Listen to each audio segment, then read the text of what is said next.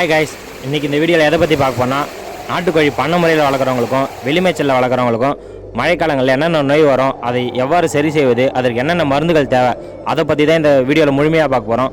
அதுக்கு முன்னாடி நீங்கள் நம்ம சேனலுக்கு புதுசாக இருந்தால் நம்ம சேனலை சப்ஸ்கிரைப் பண்ணுங்கள், ஷேர் பண்ணுங்கள், கமெண்ட் பண்ணுங்கள், மறக்காமல் லைக் பண்ணுங்கள், பக்கத்தில் இருக்க பெல் பட்டனை கிளிக் பண்ணுங்கள். அப்போ தான் நான் போடக்கூடிய அடுத்தடுத்த வீடியோ உங்களுக்கு நோட்டிஃபிகேஷன் வரும்.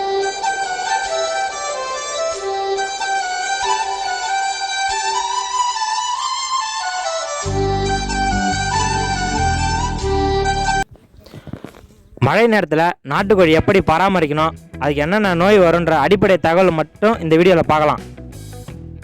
மழை நேரத்தில் நாட்டுக்கோழியை ஃபஸ்ட்டு வெளியே விடலாமான்னு கேட்டிங்கன்னா தாராளமாக விடலாங்க. நாட்டுக்கோழிக்கு முதல்ல நோய் வருதுன்னு ஃபஸ்ட்டு தெரிஞ்சு வச்சுக்கணும்.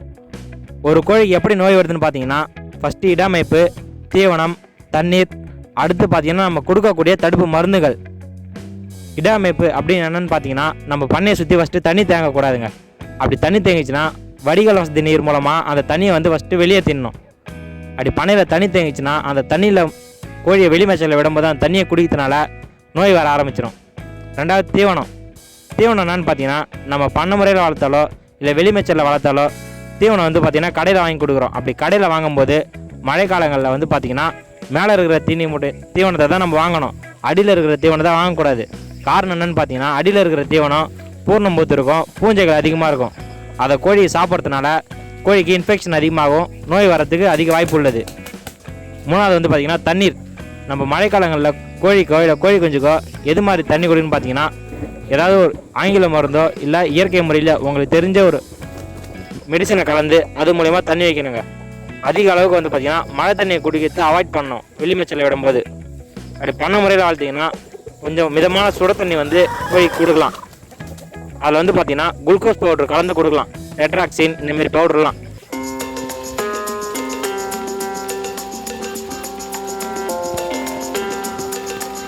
இது எல்லாத்தையுமே நம்ம தெரிஞ்சுக்கிட்டா கண்டிப்பாக மழைக்காலங்களில் நம்ம கோழியை ஈஸியாக காப்பாற்றிடலாங்க. இந்த மழைக்கால பராமரிப்பை பொறுத்த வரைக்கும் நான் அடிப்படையான விஷயத்தை பற்றி மட்டும்தாங்க சொல்ல போகிறேன். அதாவது என்கிட்ட நண்பர்கள் என்னென்ன கேள்வி கேட்டுருந்தாங்கோ அதை பற்றி மட்டும்தாங்க நான் சொல்ல போகிறேன். உங்களுக்கு மழைக்காலங்களில் அதிக தகவல் தேவைன்னா நான் அடுத்த பாட்டு கூட போடுறேங்க. ஒரு சில நண்பர்கள் வந்து பார்த்திங்கன்னா கொட்டைக்கு தார்பாய் அமைக்கலாமான்னு கேட்டிருக்கீங்க. கண்டிப்பாக அமைக்கலாங்க. உங்களால் தார்பாய் அமைக்க முடியும்னா நீங்கள் அமைக்கலாம், இல்லைனா தேவையில்லைங்க. நாட்டுக்கோழியை பொறுத்த வரைக்கும் தார்பாய் அவசியம் கிடையாதுங்க. உங்களால் முடியும்னா நீங்கள் அமைக்கலாம்.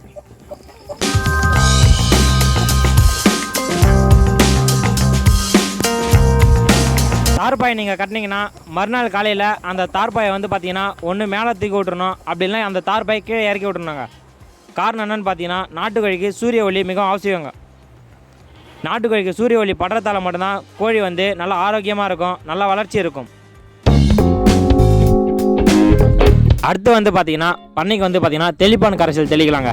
என்னென்ன தெளிப்பான் கரைசல்னு பார்த்தீங்கன்னா, மஞ்சள், வசம்பு, நொச்சி, இது மூணுத்தையும் வந்து பார்த்தீங்கன்னா நல்லா அரைச்சி அதிலேருந்து வர சாரை மட்டும் எடுத்து ஸ்ப்ரேயர் மிஷினில் போட்டு பண்ணை உள்ள தெளிச்சு விடலாம். இப்படி தெளிக்கிறதுனால வந்து பார்த்திங்கன்னா நாட்டுக்கோழிக்கு நோய் எதுவும் அவ்வளோ சீக்கிரம் வந்து பார்த்திங்கன்னா தாக்காது.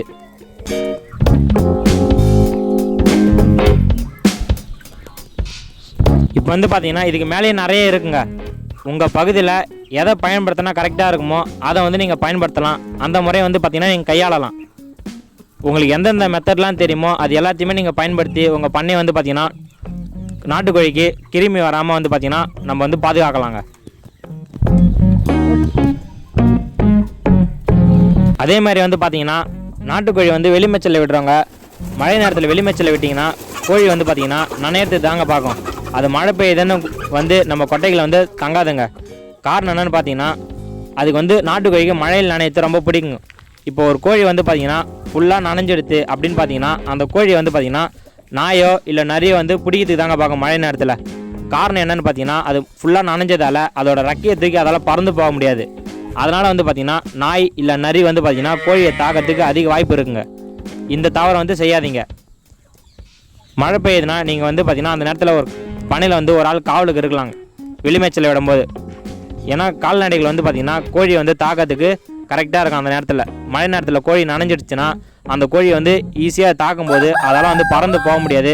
அது ஃபுல்லாக ஈரமானதால் அதால் சுத்தமாக பறக்கவே முடியாது ரெக்கையை தூக்கி.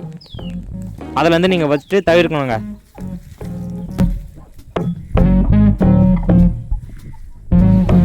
மழை காலத்தை பொறுத்த வரைக்கும் நாட்டுக்கோழியை என்னென்ன நோய் தாக்குதுன்னு பார்க்கலாங்க. ஃபஸ்ட்டு வந்து பார்த்திங்கன்னா சுவாசம் சம்மந்தமான நோய்கள் மட்டும்தான் நாட்டுக்கோழியை தாக்கும் மழை காலங்களில்.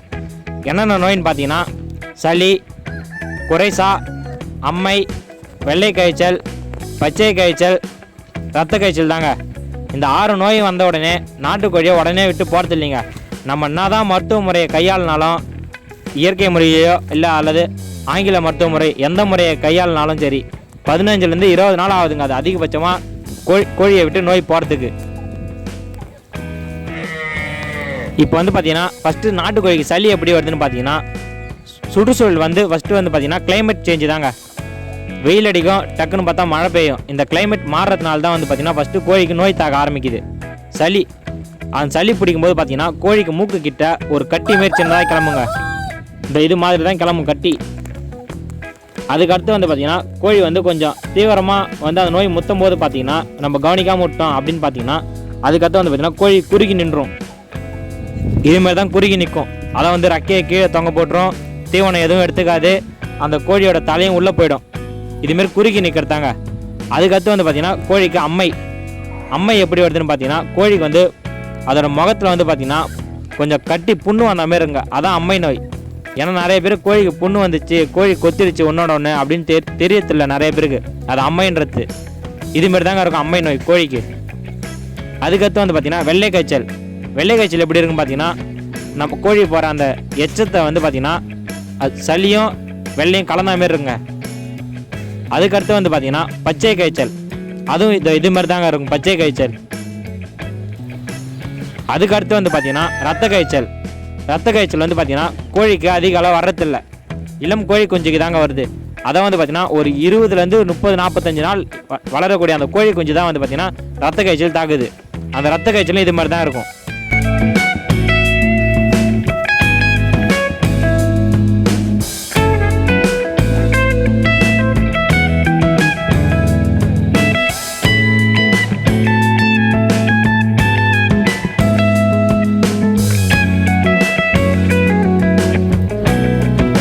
இந்த தகவல் வந்து பார்த்தீங்கன்னா புதுசாக நாட்டுக்கோழி பண்ண வைக்கிறவங்களுக்கும் இல்லை வச்சுட்டு அதை பற்றி தெரியாதவங்களுக்கும் இந்த தகவல் அதிகமாக பயன்படுங்க. ஆல்ரெடி இந்த தகவல் வந்து உங்களுக்கு தெரிஞ்சிருக்கலாம். பிரச்சனை வராமல் தடுக்கத்தாங்க ஃபஸ்ட்டு விஷயமே. மழை நேரத்தில் வரக்கூடிய நோய்கள் எந்த மாதிரி நம்ம ஃபஸ்ட்டு மருந்து கொடுன்னு ஃபஸ்ட்டு தெரிஞ்சு வச்சுக்கணுங்க. அப்படி தெரிஞ்சிட்டனாலே நம்ம வந்து கோழியை வந்து ஈஸியாக காப்பாற்றிடலாம் நோயிலேருந்து. ஃபஸ்ட்டு வந்து பார்த்தீங்கன்னா உங்கள் பண்ணையில் வந்து கோழிக்கு நோய் வந்துடுச்சு, அதை எப்படி சரி செய்யணும்னு பார்த்தீங்கன்னா நீங்கள் வந்து அந்த கோழியை ஃபஸ்ட்டு தனிமைப்படுத்திடணும். அதை தனிமைப்படுத்தி அதுக்கு தேவையான மருந்து தீவனத்தை தனியாக கொடுத்துடணும். ஏன்னா பண்ணையில் அதே கோழி மற்ற கோழி கூட வச்சுருந்தீங்கன்னா அந்த ஒரு கோழியில் இருக்கிற நோய் தான் வந்து பார்த்திங்கன்னா அதோட எச்சத்து மூலியமாக வந்து பார்த்திங்கன்னா இருக்கிற 10 கோழிக்கும் சரி 50 கோழிக்கும் சரி 100 கோழி எந்த கோழியாக இருந்தாலும் எல்லா கோழிக்கும் அந்த நோய் வந்து பரவ ஆரம்பிச்சிடும். அந்த கோழியை தனிமைப்படுத்திட்டு அதுக்கடுத்த பண்ணையில் இருக்கிற எல்லா கோழிக்கும் வந்து பார்த்திங்கன்னா தண்ணியில் இல்லை தீவனத்தில் உங்களுக்கு தெரிஞ்ச மருந்தை வந்து பார்த்திங்கன்னா கலந்து வச்சிடணும். அப்படி கலந்து கொடுத்திங்கன்னா இதுமாதிரி கோழி குடிக்கிறதுனால அந்த கோழிக்கு வந்து நோய் தாக்காது. அந்த ஒரு கோழிக்கு நோய் வந்துச்சுன்னா அந்த ஒரு கோழியோட நம்ம வந்து இழப்பை தவிர்த்திடலாம், மற்ற கோழிக்கு வராமல் பாதுகாத்துடலாம். நீங்கள் அந்த ஒரு கோழி மேலே அதிக கவனத்தை செலுத்துனீங்கன்னா இருக்கிற மற்ற கோழி வந்து இழந்து விடுங்க. அப்படி இழந்துட்டிங்கன்னா நமக்கு தான் வந்து அது நஷ்டம். ஏன்னா இந்த தவறை வந்து நான் ஃபஸ்ட்டு நாட்டுக்கோழி வளர்க்கும் போது இதை பற்றி எனக்கு தெரியாததுனால இந்த தப்பு வந்து நான் பண்ணேன். அந்த ஒரு கோழியை மேலே அதிக கவனத்தை செலுத்துறதுனால என்கிட்ட இருக்கிற மீதி எல்லா கோழியுமே வந்து பார்த்திங்கன்னா வந்து அதிகமாக என்னோடய கோழி இறந்து போயிடுச்சு. ஏன்னா நான் அதை கவனிக்காம மாட்டேன். இந்த ஒரு கோழியை காப்பாற்றுறது தான் நான் அதிக முக்கியத்துவமே கொடுத்துட்டேன். இருக்கிற மற்ற கோழியை வந்து நான் இழந்துட்டேன். இந்த தவறை வந்து நீங்கள் செய்யாதீங்க. ஏன்னா இதை வந்து நான் ஃபஸ்ட்டு எனக்கு தெரியாதப்போ நான் செஞ்சுட்டேன். நீங்கள் வந்து பார்த்தீங்கன்னா இப்போ பண்ண முறையில் கோழி வளர்க்குறவங்க இல்லை வெளிமேச்சலில் வளர்க்குறவங்க நோய் வந்துச்சுன்னா ஓரல் டானிக் கொடுத்தும் அந்த நோய் சரி பண்ண முடியல, அதை இன்ஜெக்ஷன் பண்ணிங்க. நீங்கள் தடுப்பூசி போடும்போது பார்த்தீங்கன்னா இன்றைக்கி நீங்கள் தடுப்பூசி போட்டிங்கன்னா அதுக்கு அடுத்தது திரும்ப நோய் வந்துச்சுன்னா 1 மாதம் கேப் இடைவெளி விட்டு தான் நீங்கள் தடுப்பூசி போடணும். நீங்கள் தொடர்ந்து இன்னொரு அடி தடுப்பூசி போட்டிங்கன்னா அந்த கோழி வந்து இறக்கிறதுக்கு அதிக வாய்ப்பு உள்ளது. இப்போ உங்கள் கோழியை வந்து பார்த்திங்கன்னா நோய் தாக்கிடுச்சு, இப்போ வந்து தடுப்பூசி போட்டால் தான் என்னால் காப்பாற்ற முடியும் அப்படின்னா நீங்கள் வந்து தடுப்பூசியோட மருந்தோட அளவு வந்து குறைச்சிக்கணும். இப்போ நார்மலாக ஒரு கோழிக்கு வந்து பார்த்திங்கன்னா ஒரு 2 கோடு போடுறீங்கன்னா அப்போ என்ன பண்ணணும், 1 கோடாக ஆகிக்கணும். அதை வந்து ஒரு எக்ஸாம்பிள் வந்து பார்த்திங்கன்னா 0.5 போடுறீங்கன்னா 0.25 தான் போடணும். நீங்கள் திரும்ப அதே 0.5 வந்து போடக்கூடாது. ஏன்னா வந்து 1 மாதம் கேப் இடைவெளி ஆனால் தான் அந்த கோழி வந்து அடுத்த மருந்து கொடுத்தா தாங்க ஆரம்பிக்கும். அதுக்கு இல்லைனா வந்து பார்த்திங்கன்னா கோழி வந்து சைடு எஃபெக்ட் ஆகி இறக்கிறதுக்கு அதிகமாக நேரிடும். அந்த இறப்பை வந்து தவிர்க்கணும் முதல்ல. ஏன்னா இந்த தப்புலாம் வந்து பார்த்திங்கன்னா நான் வந்து ஃபஸ்ட்டு வார்த்தை ஆரம்பத்தில் வந்து எனக்கு இதை பற்றி தெரியாது, அனுபவம் இல்லாதால நான் இந்த தவறை பண்ணேன். அந்த தவறை நீங்களும் பண்ணாதீங்க. மழைக்காலங்களில் என்னென்ன நோய் வரும், அது எப்படி இருக்கும் எல்லாத்தையும் வந்து இந்த வீடியோவில் பார்த்துட்டோம். அடுத்த வீடியோவில் வந்து பார்த்திங்கன்னா இந்த மழைக்காலங்களில் என்னென்ன நோய்க்கு என்னென்ன மருந்து கொடுக்கணும் அப்படின்றத அடுத்த பார்ட்டில் பார்க்கலாம். மறக்காம வீடியோ வந்து பிடிச்சிருந்தா லைக் பண்ணுங்கள், சப்ஸ்கிரைப் பண்ணுங்கள், பக்கத்தில் பெல் பண்ணி கிளிக் பண்ணுங்கள். ஏதேனும் சந்தேகம் இருந்தால் கமெண்ட் பாக்ஸில் கமெண்ட் தெரிவிங்க.